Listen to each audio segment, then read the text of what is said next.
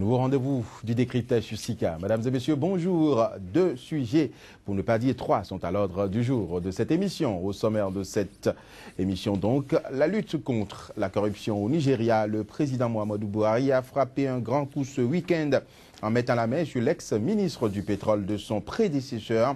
Une opération diversement appréciée qui sera analysée dans un instant dans cette émission par nos 2 invités. Lutte contre la corruption et le blanchiment d'argent au Nigeria. L'ancienne ministre du pétrole arrêtée à Londres, c'est le premier sujet à débattre dans un instant. En deuxième position, nous irons en Guinée-Conakry pour débattre de la requête de l'opposition guinéenne qui réclame un report du scrutin présidentiel prévu pour le 11 octobre prochain. La Commission électorale nationale indépendante de la Guinée accédera-t-elle à cette demande? Dans un instant, vous aurez l'avis de nos analystes. Élection présidentielle du 11 octobre en Guinée-Conakry. L'opposition demande un report d'au moins une semaine. Ce sera le deuxième thème dans cette émission. Enfin, notre dernier sujet nous portera une fois encore au Burundi, où on a constaté encore des défections dans l'armée et des sanctions de la communauté internationale qui pleuvent sur le régime du président Pierre Nkurunziza. Mais ce dernier semble indifférent par rapport à toutes ces pressions et poursuit tranquillement son 3e mandat. Nkurunziza, ou le 3e mandat sous tension au Burundi, encore des défections dans l'armée et des sanctions de l'Union européenne. Ce sera notre 3e thème à débattre dans cette émission. Mais avant de lancer les différents sujets à débattre, Madame, Monsieur, je vous propose de retrouver ici un point de l'actualité sur le continent africain. C'est le flash d'information. En Guinée, les violences entre partisans de candidats Lanzere Corée ont fait au moins 1 mort et 80 blessés selon une ONG. Pendant ce temps, l'opposition au président Alpha Condé réclame le report d'au moins une semaine du premier tour du scrutin prévu pour le 11 octobre, arguant des problèmes absolument sérieux qui risquent d'entacher le scrutin. Au Nigeria, Boko Haram a revendiqué la responsabilité des 2 attentats suicides qui ont fait 18 morts et une quarantaine de blessés vendredi dernier à Abuja. La revendication postée dimanche soir sur Twitter montre la photo de 3 hommes en treillis portant des armes automatiques et affirmant avoir mené une opération de martyrs. Au Mali, polémique autour de 1000 tracteurs achetés par la présidence pendant que l'opposition dénonce une surfacturation et un marché illégalement passé de gré à gré du côté du gouvernement. On balaie du revers de la main et on clame que la procédure d'appel d'offres a été respectée et l'opération validée par la direction des marchés publics. La lutte contre la corruption au Nigeria, le président Muhammadu Buhari a frappé un grand coup ce week-end en mettant la main sur l'ex-ministre du pétrole de son prédécesseur. Une opération diversement appréciée qui sera analysée dans un instant par nos invités. Ce sera après ce générique.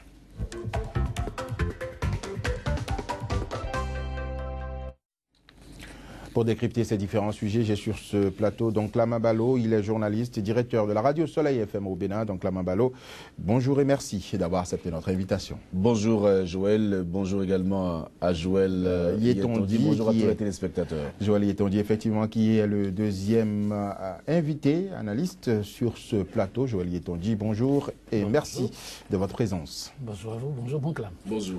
Nous démarrons, Madame, Monsieur, cette émission par le Nigeria, comme je l'ai dit. Le président Muhammadu Buhari a réussi un grand coup ce week-end en faisant mettre la main sur l'ex-ministre du pétrole de son prédécesseur, le président Goodluck Jonathan. C'était à Londres le week-end écoulé. Donc, Clama Ballo, l'arrestation de l'ex-ministre du pétrole, est-ce qu'on peut dire que c'est une grosse prise pour le président Buhari? Vous faites bien de parler de grosse prise, parce que je me rappelle, il y a quelques jours, lorsque le président Muhammadu Buhari a décidé de prendre en charge le ministère du pétrole, certains analystes ont pensé qu'il ne pouvait pas faire grand chose, qu'il était là juste pour impulser, je ne sais pas, pour donner la ligne à suivre. Mais moi, j'avais pensé que pour avoir été responsable de ce secteur-là, pour avoir connu très bien le secteur du pétrole, le président Muhammadu Buhari avait pris une très grosse décision qu'il allait justement mettre sur pied l'arsenal pour lutter contre la corruption dans ce domaine. Parce que quand on parle de corruption au Nigeria, c'est surtout dans le domaine du pétrole. Donc vous trouvez que c'est une grosse prise de mon point de vue parce que cette dame dont on parle et qui a géré 5 ans le secteur du pétrole sous le président Goodluck Jonathan a été plusieurs fois citée dans des affaires, mais jamais on a pu lui mettre la main là-dessus. Elle a toujours réussi à s'en sortir.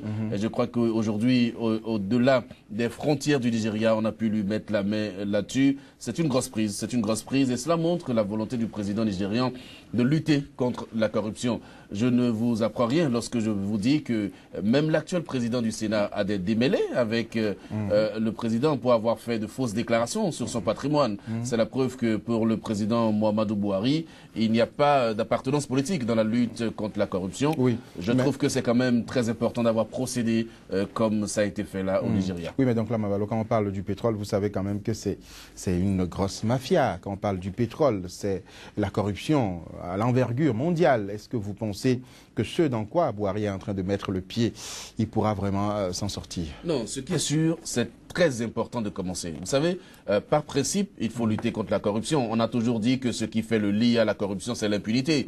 Donc si le président Buhari commence pas à frapper, moi je pense que nous devons le soutenir. Vous avez vu, il a fait une tournée à l'international et il a demandé aux pays étrangers de l'aider à rapatrier les fonds détournés.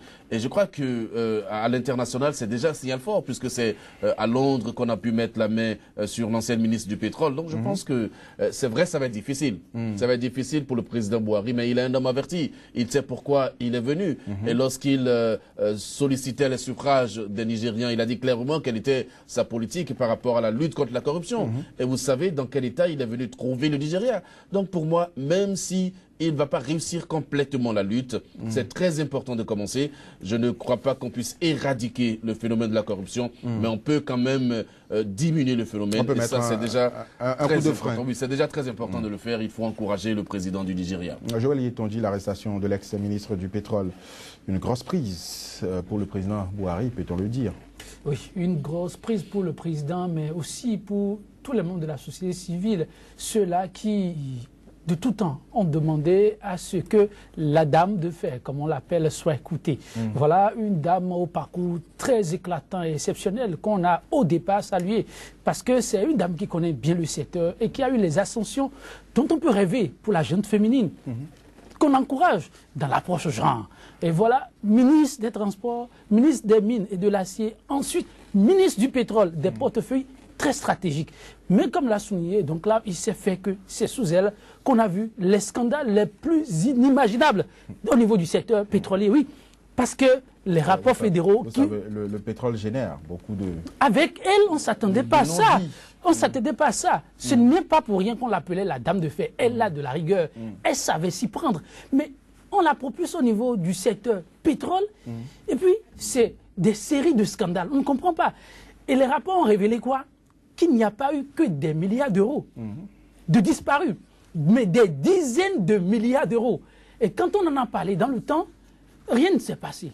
Les enquêtes plus loin ont révélé qu'il y a chez elle 700 millions d'euros.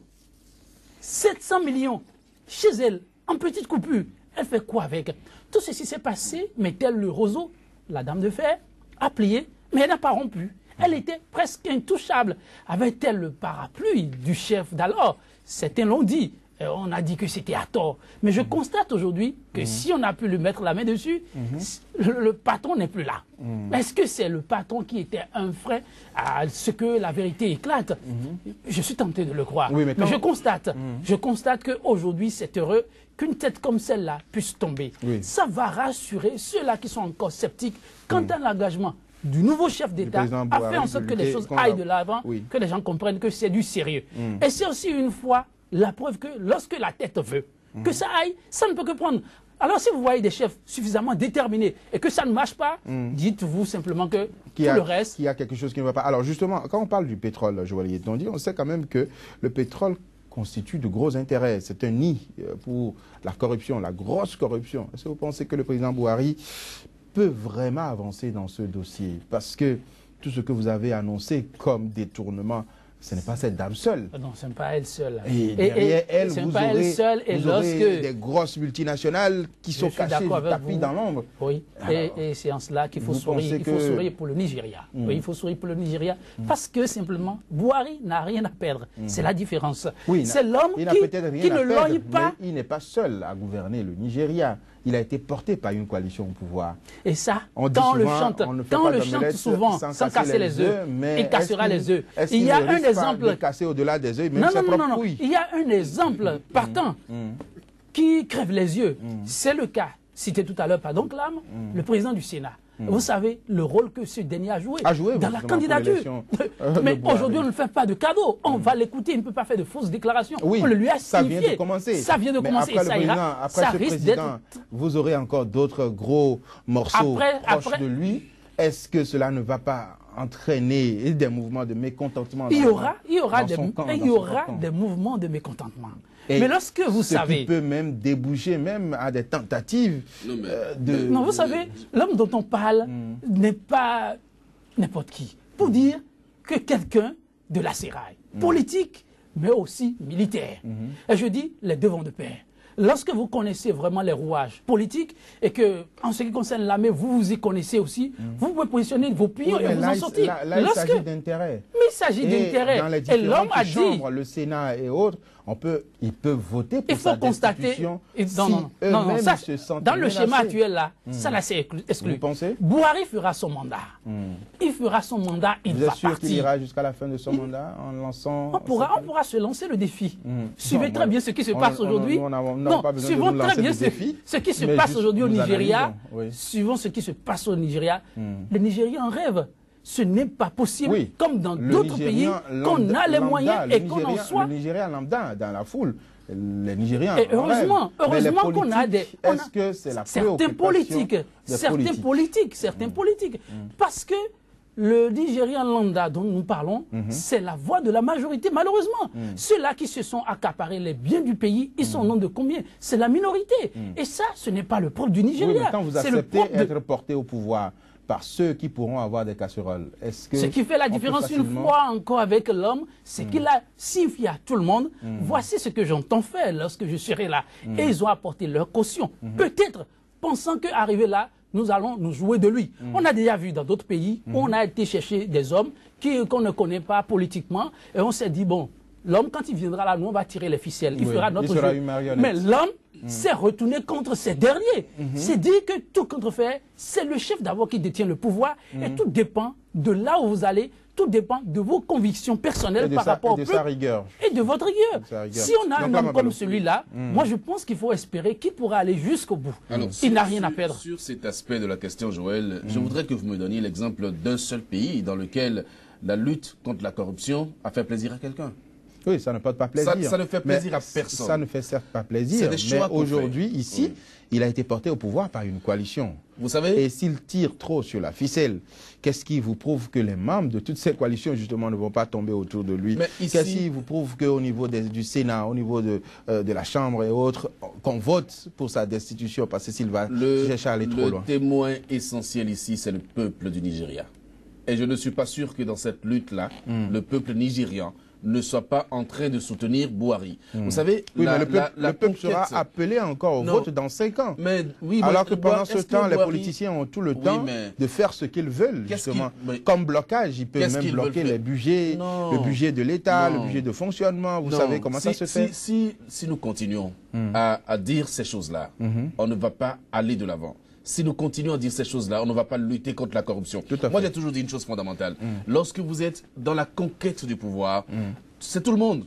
La conquête du pouvoir, c'est tout le monde, mais la gestion du pouvoir, c'est quelques-uns. Et ça, c'est une réalité. C'est ça qui entraîne la frustration. Oui, mais ce qui est sûr, il y a toujours des ouvriers de la 25e heure. Il y a des gens qui ne sont pas toujours proches du pouvoir au moment où on allait à la conquête du pouvoir et qui après, dans la gestion, on les retrouve dans la gestion. Ça, c'est des choses qui arrivent. Vous savez, le président Bouhari, et je suis certain que c'est son état d'esprit, il n'a rien à perdre. Il a quel âge? Il a plus de 72 ans aujourd'hui. Et il a pu avoir le pouvoir. Vous pensez qu'il rêve du renouvellement de son mandat? Moi, je ne sais pas. Je ne sais pas, mais je crois que si il a décidé de faire de la corruption son cheval de bataille, eh bien qu'il y aille. Qu'il y aille parce que en acceptant que le président du Sénat se fasse écouter, c'est déjà une preuve manifeste que il ne veut pas frapper simplement dans le camp de Goodluck Jonathan.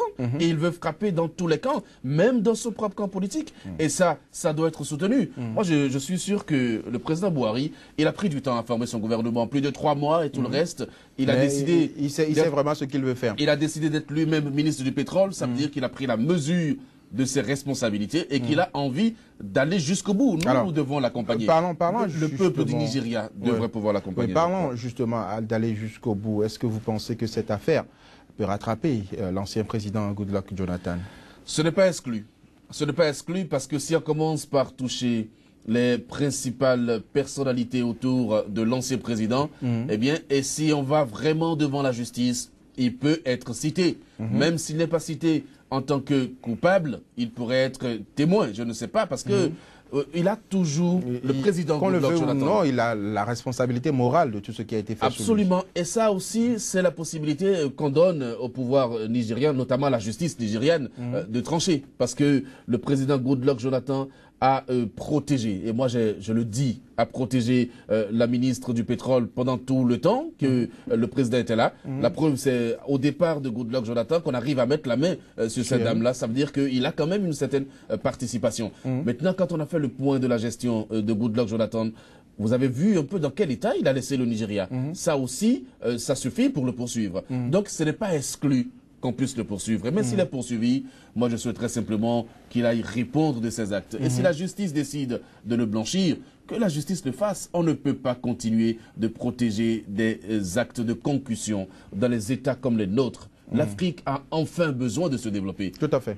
Alors, Joël Yetonji, selon vous, quelles seront les prochaines étapes de cette affaire après l'arrestation de l'ex-ministre du pétrole? Est-ce qu'on va assister à des poursuites également contre l'ex-président, à votre avis?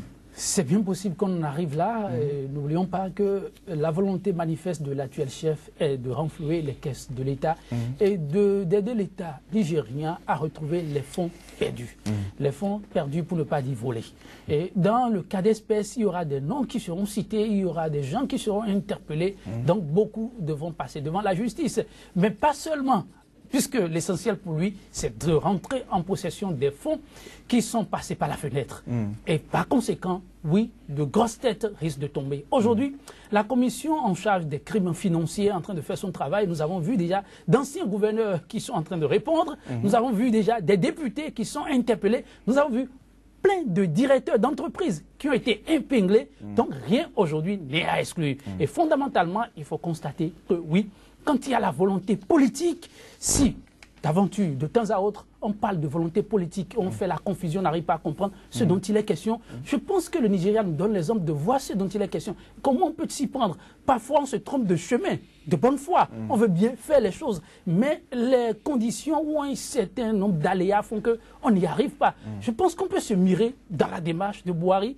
Et comme on le dit, qui va lentement, va sûrement, vous voyez dans sa stratégie, sur tous les fronts, que ce soit contre Boko Haram, que ce soit la gestion politique à l'interne, l'homme y va. Lentement, mais sûrement. La démarche, est-ce que la démarche serait de mettre ceux-là en prison ou de récupérer tout ce qu'ils ont volé? Non, vous l'avez entendu, lui, il a besoin des sous. Non, on ne récupère pas seulement les sous, vous savez, ça va être trop facile. Oui, l'enfant qui a pris 50 de les mettre en prison 50 francs. Et ne pas pouvoir récupérer le plus important. Non, c'est les deux, on récupère, mais pas le plus important.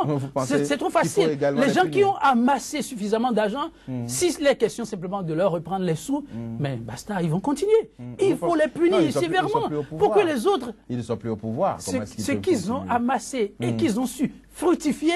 Et vous savez, le Nigeria, il a dit aussi qu'il va lutter contre le secteur informel. Lorsque on connaît le système, c'est de notoriété publique. Et vous amassez suffisamment de sous, mais vous allez injecter dans le secteur informel. Mais vous multipliez ça. Et si on vous demande de rembourser 3 fois, 2 fois, vous dites que ce n'est que ça, c'est trop facile pour eux. Oui, donc, est-ce que ce n'est pas la meilleure solution? Ce n'est pas la meilleure solution. Ce qui a été volé. Retirer l'argent, leur tirer les oreilles, pour qu'à la face du monde, ça serve aux autres. Et ceux-là ont des enfants. Et les parents, sans le savoir, ça c'est l'autre risque. Oui, mais ça va être d'autres cas sociaux. Mais la jeunesse, c'est le fer de lance de tout développement. Alors quand ces parents l'ont fait, chef d'entreprise, gouverneur, député, quand ils l'ont fait, sans être punis, il peut être transmis aux enfants et il faut l'éviter. Buhari a encore cette responsabilité-là. Est-ce qu'il faut tirer les oreilles après avoir récupéré les sous ou bien récupérer les sous et leur permettre d'évoluer dans la société? Et si c'était vous, vous auriez fait quoi? Non, moi, heureusement, c'est pas moi. Donc, oui, parce que s'il faut, et je suis d'accord avec Joël, s'il faut retirer l'argent et les laisser continuer dans la société, ça va être trop facile. Ça ne va pas servir d'exemple. Je fais confiance à la justice du Nigeria. C'était leur faute? C'est à la justice Vous savez, c'est un système qui favorise le détournement. Quand il y a des failles dans le système, quand il y a des failles dans le système de gouvernance, les gens en profitent. L'homme est fait, l'homme est un profiteur. Ah non, pas du tout. Là, je ne suis pas d'accord. L'homme profite de la vie. Je vous laisse l'entièreté de cette déclaration-là. Je ne suis pas d'accord avec vous. L'homme profite de la vie. Vous profitez également de la vie. Du tout, pas et toujours. si vous voyez des failles, vous allez en profiter. Non, justement. Est-ce qu'il faut punir des gens parce qu'ils ont trouvé des failles dans le système? Ils ne sont pas seuls dans le système. Il y a des gens qui sont dans le système et qui n'ont pas été autant Ça dépend de là où vous mettez. Si vous trouvez là où il y a le tuyau d'oxygène qui vous permet d'avoir suffisamment d'oxygène, vous allez pomper suffisamment. Peut-être que les autres sont restés à des endroits où il n'y a que de petits tuyaux. Si vous parlez d'oxygène, je comprendrai. Parce que oxygène en termes d'éléments pour vivre. En termes de milliards. Les milliards sont des oxygènes. Pour moi, c'est pas l'oxygène. C'est pas l'oxygène parce que les milliards peuvent également vous créer des problèmes. Donc, c'est l'argent du contribuable. C'est l'argent du peuple. Vous ne pouvez pas en disposer à votre guise. Ça ne se fait pas. Donc, moi, je pense que ici, la justice du Nigeria va décider de quelle conduite tenir. Est-ce qu'il faut les punir, les mettre en prison et leur prendre en même temps les sous? La justice va décider. Mais l'idéal ici, pour l'exemple, pour la postérité, pour le futur, c'est de punir très fort. Même si on punit une ou deux personnes, eh bien, on aura donné l'exemple. Et moi, je souhaiterais que la plupart des chefs d'État africains prennent l'exemple sur le président du Nigeria, Buhari. Il faut aller au-delà des discours. On a trop de discours. Et, si vous me le permettez, je remarque que ces discours existent réellement en Afrique francophone. L'Afrique francophone a intérêt à aller à l'école de l'Afrique anglophone. Je ne suis pas en train de faire l'apologie de l'anglais. Je ne suis pas en train de dénigrer non plus le français. Mais je pense que en Afrique francophone, on est resté tout le temps bureaucrate. On tient beaucoup de discours. On ne pose pas des actes. Faites la comparaison entre les pays qui sont de l'Afrique anglophone et les pays qui sont de l'Afrique francophone. Vous tirez les conclusions. Merci donc Lamin Ballo, merci Joël Etondi, madame, monsieur, ce sera tout pour notre premier débat. Sans transition, nous abordons le sujet sur la Guinée où l'opposition réclame un report des élections d'au moins une semaine à cause de quelques problèmes constatés sur le terrain. La commission électorale guinéenne va-t-elle accéder à cette requête? Vous aurez la réponse de nos invités, ce sera après ce générique.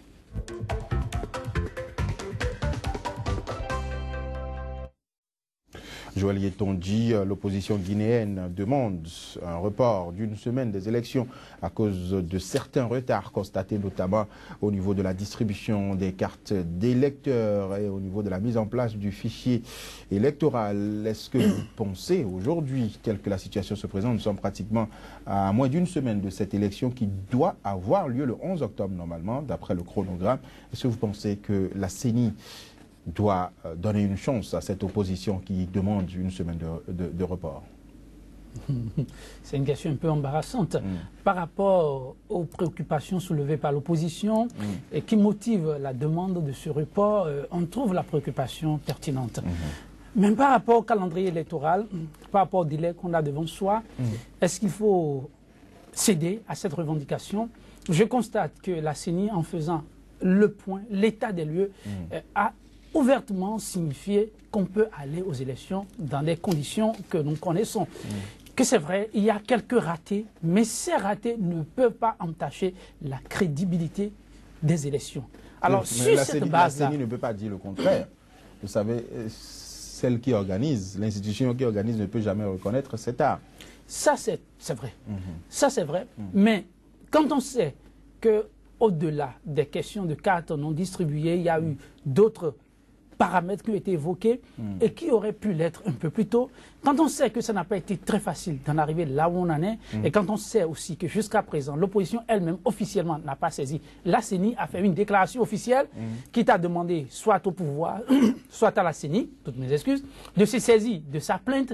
Je ne sais pas si l'opposition elle-même joue franc jeu ou joue sérieux. Je ne sais pas. Mais je constate qu'ils n'ont plus suffisamment de temps.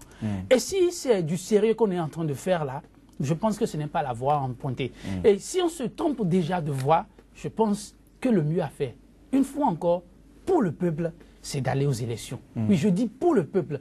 Mais malheureusement, ce que moi je suis en train de voir en Guinée me donne déjà de la sueur froide.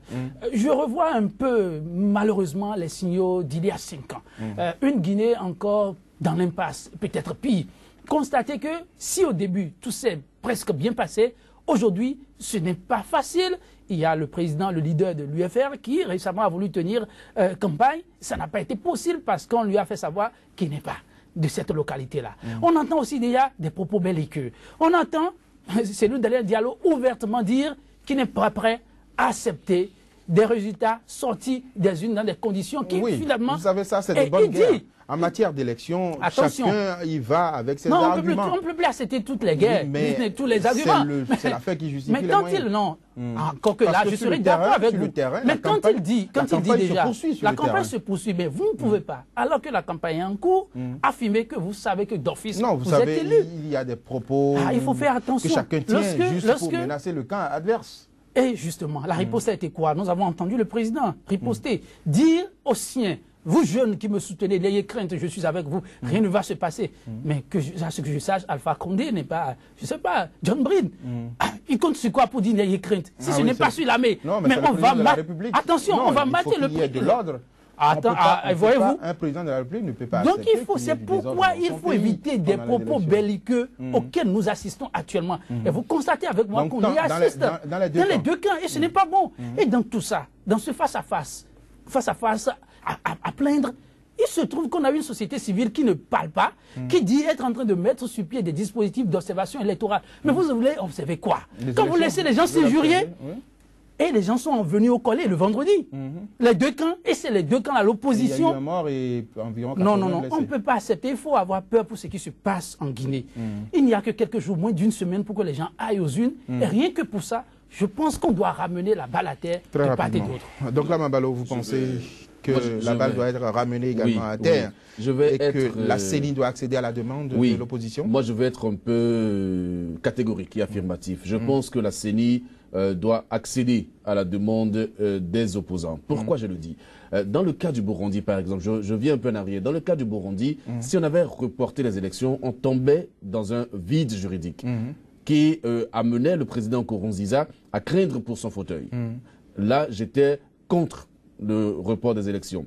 Dans le cas de la Côte d'Ivoire, j'étais également contre parce que j'ai pensé qu'on ne peut pas ouvrir un dialogue national à quelques jours de l'élection présidentielle. Mais ici, en Guinée, il y a un problème. Le problème qu'il y a, c'est quoi? C'est que ce que les opposants demandent, le report d'une semaine qu'ils demandent, n'entache pas la légalité du mandat présidentiel. C'est-à-dire que on peut reporter d'une semaine les élections sans tomber dans un vide juridique, sans tomber au-delà du mandat du président Alpha Condé. Donc, quand c'est comme ça, pourquoi ne pas le faire? Et il y a une chose fondamentale. Quand vous commencez pas à donner la main, on ne finira pas à vous demander votre bras. Aller jusqu'au bout. Donc, la CENI peut se dire, si je leur donne une semaine, ils vont me demander un mois après. Attendez. Mais qui sont ceux qui demandent une semaine? C'est l'opposition. Les 7 autres candidats, attention, ce n'est pas l'opposition, justement. Ce sont les 7 autres candidats en face du président Alpha Condé. Et donc, on peut craindre un boycott. Et si les 7 autres candidats ne trouvent pas satisfaction, ils peuvent décider de ne pas aller aux élections. Au cas et là, il y aura que le président Alpha Condé lui seul. Justement, au cas où ceux-là boycotteraient les élections. Le président Alpha Condé ne peut pas aller seul aux élections. Il faut bien qu'il y ait quelqu'un en face de lui. Mais s'ils désistent à la dernière minute. C'est pas qui va désister. Mais l'opposition, si l'opposition. Non, il ne désiste pas, il boycotte à la dernière minute. C'est deux choses différentes. Ça veut dire que le président Alpha Condé va se retrouver seul. Et il ne peut pas aller seul aux élections. Il faut bien qu'il y ait quelqu'un qui aille avec lui pour qu'il puisse battre la personne. Ils finiront toujours pas à trouver quelqu'un à la dernière minute. Qui? On ne sait jamais. Les 7 se sont entendus pour demander le boycott, pour demander le report d'une semaine. Alors moi, il y a une chose qui est fondamentale. Jamais d'une seule voix à la dernière minute. Observez ce qui se passe. Parmi les 7, vous aurez il y a des gens qui ont eu leur carte d'électeur en 2010. Il y en a qu'on a enrôlé en 2013, 2015, qui n'ont pas eu leur carte d'électeur. Donc seuls ceux qui ont eu leur carte d'électeur en 2010 continuent d'avoir leur carte d'électeur. On n'a pas corrigé le fichier électoral. Donc il y a des situations qui ne permettent pas à la Guinée d'aller de façon franche aux élections. Et c'est tout ce que les opposants demandent. La CENI reconnaît que la situation actuelle permet néanmoins d'avoir des élections acceptables. Vous-même, vous avez dit tout à l'heure, lorsque Joël a évoqué la question, que la CENI ne peut que dire... Moi, je pose la question. Oui, d'accord, mais laissez-moi prendre un peu de votre intervention. Je n'ai pas de camp, j'essaye de creuser pour mieux comprendre. Oui, mais ça, vous l'avez dit, et vous l'avez reconnu avec moi, que la CENI ne peut dire que ça. C'est une interrogation. Ok, j'accepte votre interrogation, mais la CENI ne peut dire que ça. Nous voulons les solutions. Si reporter les élections d'une seule semaine ne permettait pas ou ne nous amenait pas à tomber, la paix en Guinée, ne nous amène pas à tomber dans un vide juridique.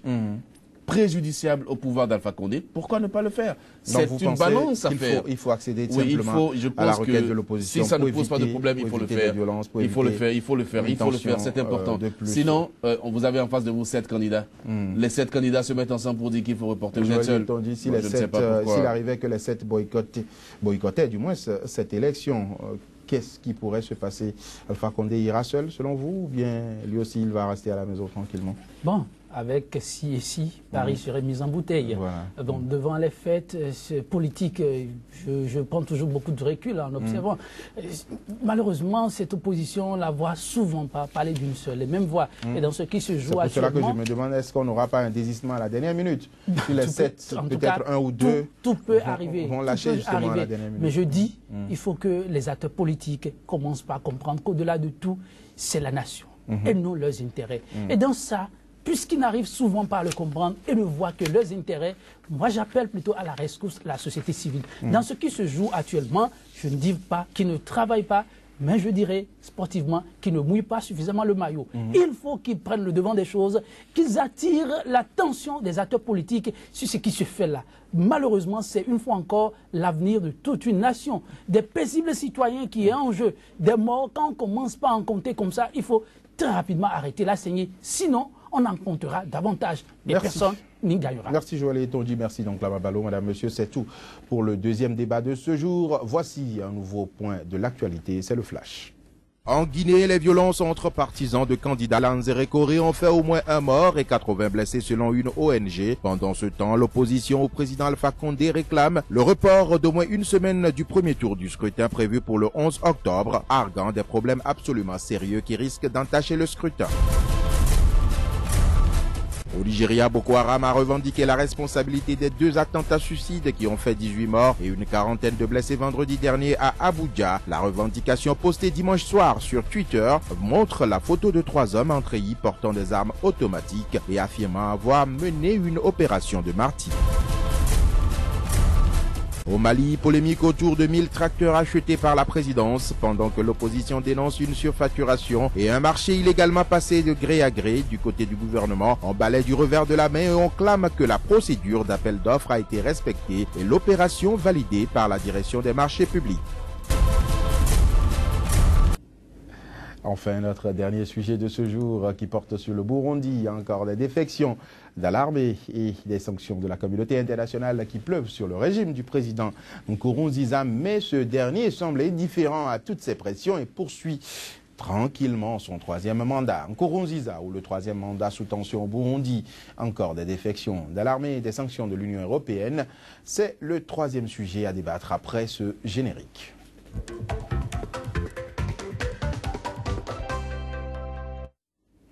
Le 3e sujet dans cette émission se débat toujours avec Lama Balo et Joël Etonji.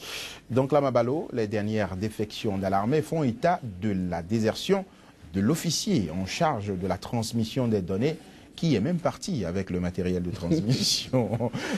Oui, ce n'est pas suffisamment dangereux. Non, vous savez très bien. En fait, le président Nkurunziza est un prototype d'homme d'État atypique. Joël avait déjà dit que c'est un spécimen à étudier. Et cela me revient à l'esprit. Non, c'est vrai que c'est vraiment un spécimen à étudier.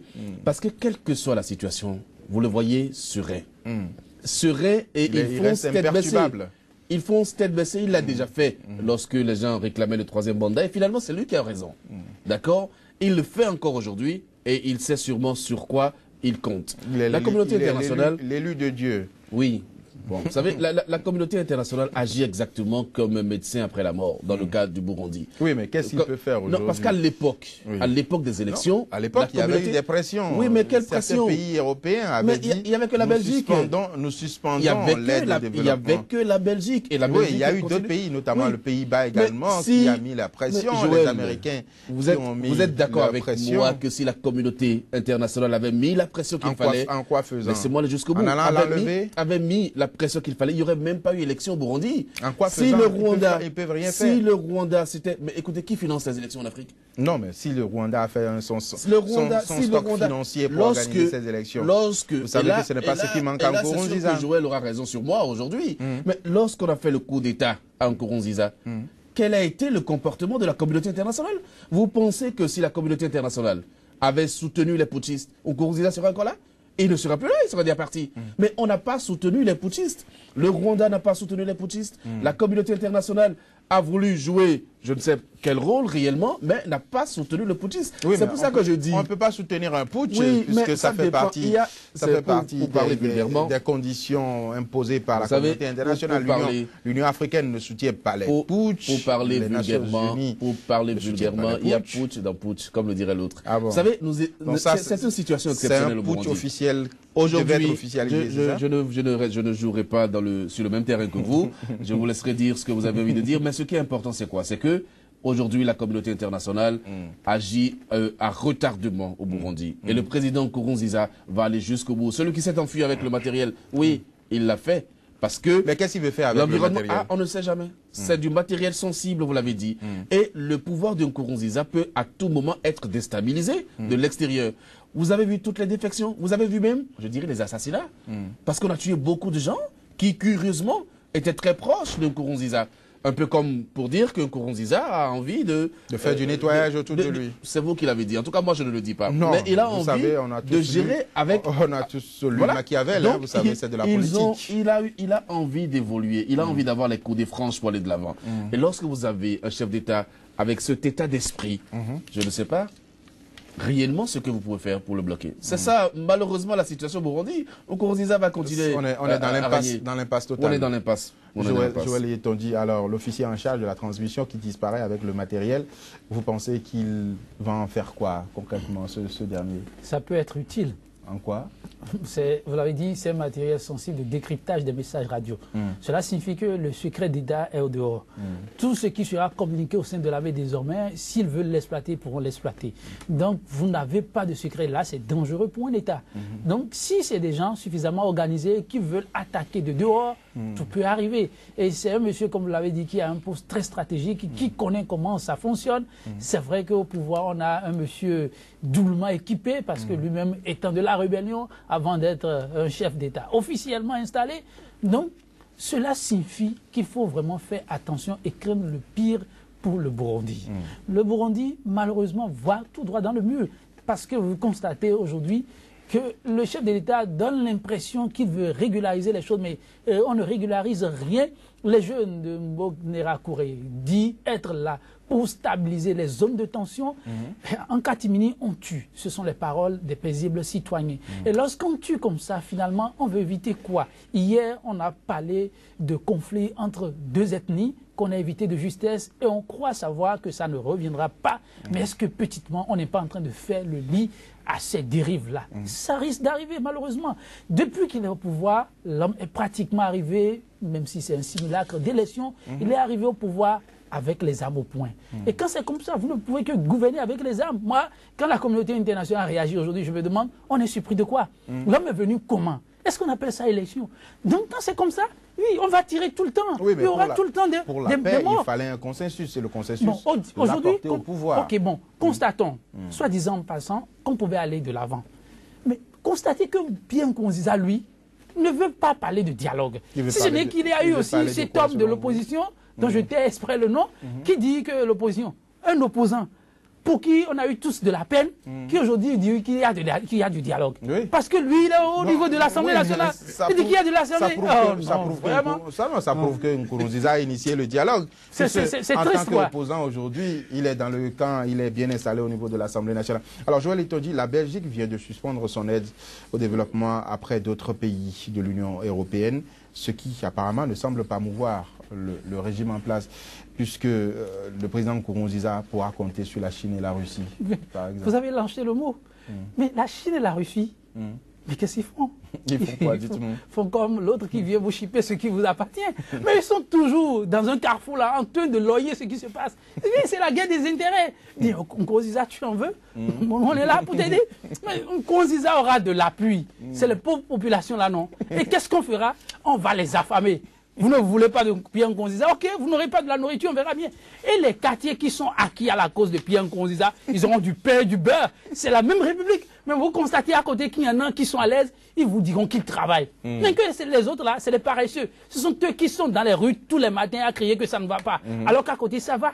Et ils vont mourir de leur plus belle mort si on ne vole pas au secours de ces pauvres citoyens. Parce qu'ils en ont besoin. Aujourd'hui, la population à elle seule, malheureusement, ne s'en sortira pas. Maintenant, ceux qui sont à l'extérieur, ce n'est pas ceux qui sont en train de formater.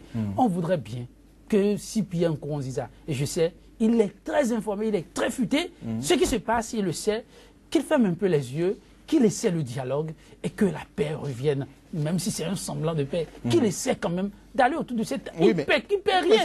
En plus, c'est un homme de Dieu. C'est ce qu'il dit qu'il fait. Il dit justement qu'il est en train de rassembler. Il a déjà appelé à un dialogue. Il a appelé les opposants à rentrer pour construire la nation. Il a ajouté, oui, il a dit ça, mais il a ajouté que ceux-là qui ont attenté à son mandat là, qu'il ne les connaît pas. Il ne les connaît pas. Il a lancé son mandat d'arrêt même contre les gens. Et vous connaissez les noms? C'est des poutistes, ceux-là.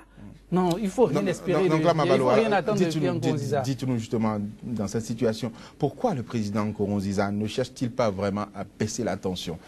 Non, mais quel intérêt il a à baisser la tension? S'il veut gouverner, s'il veut avoir un troisième mandat apaisé, il faut quand même qu'il baisse la tension. Monsieur Nkurunziza, que tous ceux qui sont à l'extérieur rentrent au pays. Monsieur Nkurunziza avait besoin de l'actuel président de l'Assemblée nationale. Et il l'a obtenu. Et à partir du moment où il l'a obtenu, pour Nkurunziza, c'est déjà une grosse victoire. Et c'est la réalité. L'actuel vice-président, vous voulez parler de... Celui qui était opposant. Oui, justement.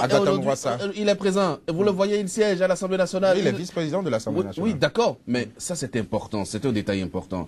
Et il y a une chose qui est fondamentale. Vous dites que la Belgique a suspendu son aide. Mais l'aide que la Belgique a suspendue, c'est l'aide qui tombait directement dans les caisses de la présidence de la République. Est-ce que c'est une aide qui allait directement aux populations? Non.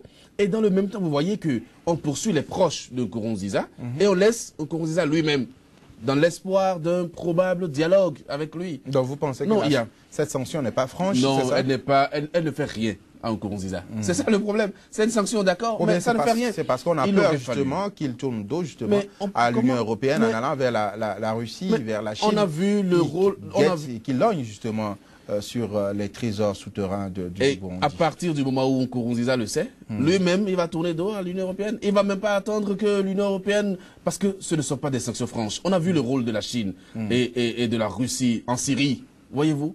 Mais ce sont deux pays qui font ce qu'ils font sur le plan international. Moi, je ne veux pas aller dans les détails. Mais ce qui est sûr, vous ne pouvez pas refuser aujourd'hui à Nkurunziza d'avoir comme partenaire la Chine et la Russie. Mais l'Union européenne est dans une position délicate. C'est pour ça que je disais, quand j'ai commencé mon développement, que le plus dur combat était d'empêcher Nkurunziza de prendre le troisième mandat. Mais à partir du moment où il a pris ce troisième mandat-là, il faut plutôt l'accompagner à ce qu'il finisse. Il faut l'accompagner simplement parce qu'il est en train de faire le nettoyage. Ensuite, il poursuit tous ceux qui sont impliqués dans le coup d'État. Il y a même des éliminations systématiques.